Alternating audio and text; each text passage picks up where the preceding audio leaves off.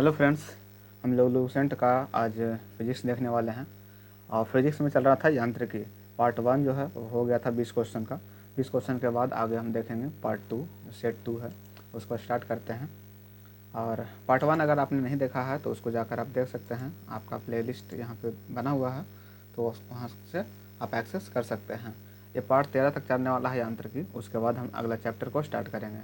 तो पार्ट 2 का सबसे पहला क्वेश्चन है, संवेग का एसआई मात्रक। संवेग का एसआई मात्रक क्या होता है? मोमेंटम। और यही होगा केजी मीटर पर सेकंड स्क्वायर। ठीक है, चलिए आगे चलते हैं। प्रकाश वर्ष के संबंध में निम्नलिखित कथनों पर विचार कीजिए। प्रकाश वर्ष अति दीर्घ दूरियां मापने का मात्रक है। चलो, ये तो सही हो सकता है। प्रकाश वर्ष अति दीर्घ काल अंतराल मापने का मात्रक है। प्रकाश वर्ष प्रकाश की तीव्रता मापने का मात्रक है। तो 3 तो नहीं होगा, 1 और 2 लग रहा है कि सही है। प्रकाश वर्ष अति दीर्घ काल अंतराल मापने का मात्रक है। 1 और 2 हो सकता है और 1 भी हो सकता है। चलिए देखते हैं क्या होता है। निम्नलिखित में से कौन सा एक ऊर्जा का मात्रक नहीं है? ऊर्जा का मात्रक क्या नहीं है? केजी मीटर पर सेकंड स्क्वायर। दीप्त तीव्रता, ल्यूमिनस इंटेंसिटी को मापने का एसआई। ल्यूमिनस इंटेंसिटी कैंडेला हो जाएगा। ठीक है। निम्नलिखित में से कौन सा मात्रक वही मात्रा मापता है जो एसआई मात्रक पास्कल द्वारा मापी जाती है? पास्कल क्या मापता है? पास्कल पास्कल पास्कल दाब का होता है। और क्या हो जाएगा इसका?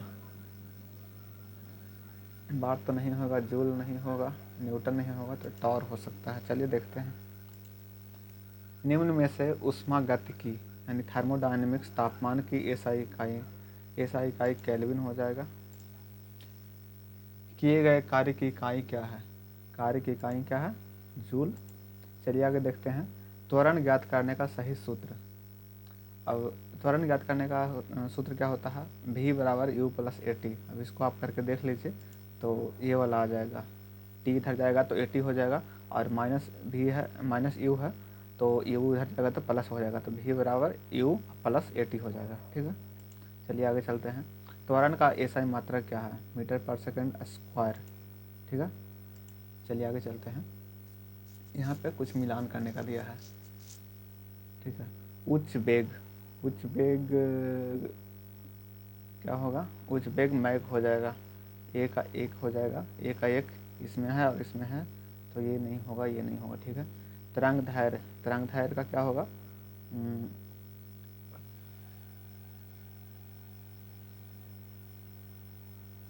तरंग धैर्य का हो जाएगा एंगस्ट्रॉम। दाब का पास्कल, ऊर्जा का जूल। यानी 1 2 3 4 सही है। ठीक है।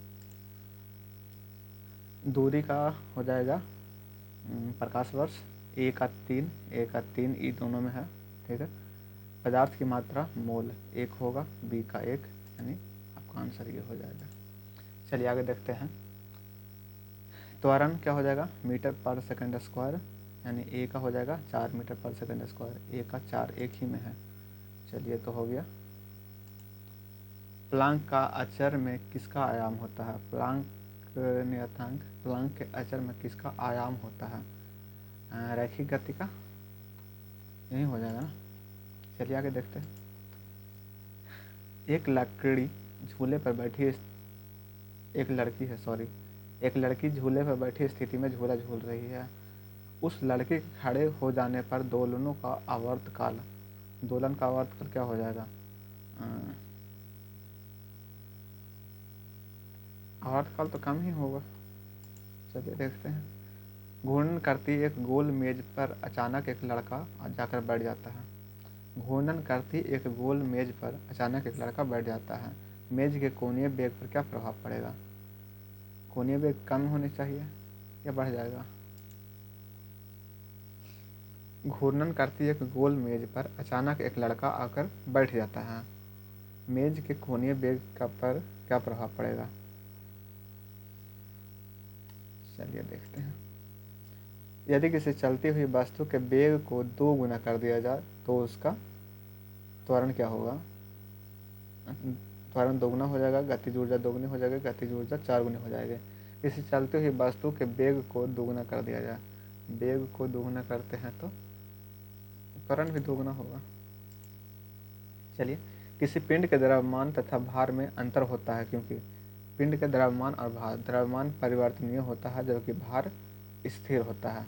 द्रव्यमान स्थिर होता है जबकि भार अपरिवर्तनीय होता है। यार मास मतलब द्रव्यमान होता है ना, मास मतलब द्रव्यमान होता है, तो द्रव्यमान अपरिवर्तनीय होता है।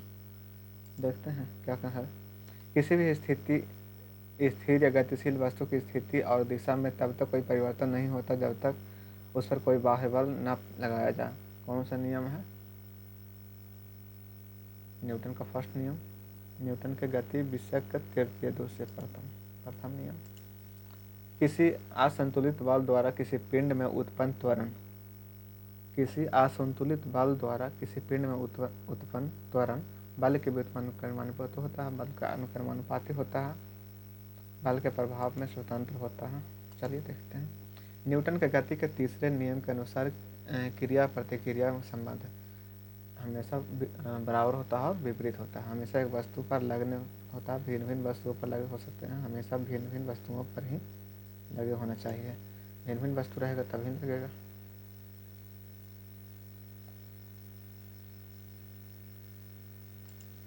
चलिए सबमिट करते हैं। मुझे खुद लग रहा है कि गलती हो गया होगा, बहुत ज़्यादा गलती हुआ, 4 गलती हुआ है। चलिए देखते हैं कौन कौन सा गलती हुआ है। सबसे पहले तो सेकंड नंबर गलती हुआ है यहाँ पे, और केवल एक जो कि मुझे लग रहा था। अब ये क्या है? दीर्घ दूरियाँ, दीर्घ दूरियाँ मतलब तो दूरी ही हुआ। प्रकाश वर्ष एक दूरी मापने की इकाई है, न कि समय का तीव्रता। यह अत्यंत लंबी दूरियों को मापने के लिए प्रयोग किया जाता है। यह समय अंतराल, एक सेकंड, दीर्घ दूरियां मापने का मात्रक है, दीर्घ काल अंतराल समय का बात कर रहा है और समय नहीं नापता है, दूरी नापता है। चलिए ठीक है। नेक्स्ट गलती हुआ है 13 नंबर।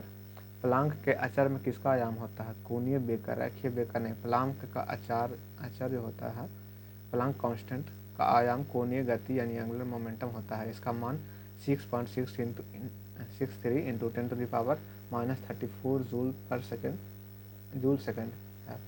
यह क्वांटम भौतिकी के महत्वपूर्ण भूमिका निभाती है। इसका उपयोग ऊर्जा और आवृत्ति के संवेग को समझने में किया जाता है। प्लांक अचर में किसका आयाम होता है? कोणीय बेग का। चलिए आगे देखते हैं। यदि किसी चलती हुई वस्तु के बेग को दोगुना कर दिया जाए तो गतिज ऊर्जा 4 गुना हो जाता है। क्यों? यदि किसी चलते हुए बेग को दोगुना कर दिया जाए तो उसका गतिज ऊर्जा जो है 4 गुना हो जाता है। इसका एक्सप्लेनेशन यहाँ पर नहीं दिया है, तो इसको आप देख लीजिएगा। किसी पिंड के द्रव्यमान तथा भार में अंतर होता है क्योंकि द्रव्यमान स्थिर होता है और भार, मास, द्रव्यमान को बोलते हैं, मास चेंज होता है।